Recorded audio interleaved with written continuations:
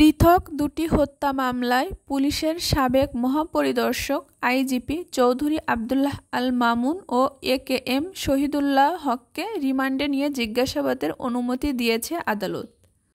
রাজধানীর মোহাম্মদপুরে মুদি দোকানি আবু সাঈদ হত্যা মামলায় চৌধুরী আবদুল্লাহ আল মামুনের ৮ দিনের রিমান্ড মঞ্জুর করা হয়। অন্যদিকে রাজধানীর নিউ মার্কেটে ব্যবসায়ী আব্দুল ওয়াদুদ হত্যা মামলায় শহীদুল হককে ৭ দিনের রিমান্ড মঞ্জুর করা হয়।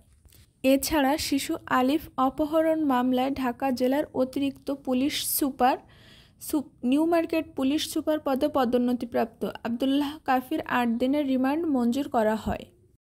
ঢাকার চিফ মেট্রোপলিটন ম্যাজিস্ট্রেট আদালত আজ বুধবার সকাল ৭:৩০টার দিকে এসব আদেশ দেন। প্রত্যেক আসামির ক্ষেত্রেই ১০ দিন করে রিমান্ডে নেয়ার আবেদন করা হয়েছিল। এসব হত্যাকাণ্ড সম্পর্কে রিমান্ডে তাদের কাছে জিজ্ঞাসাবাদ করা হয়।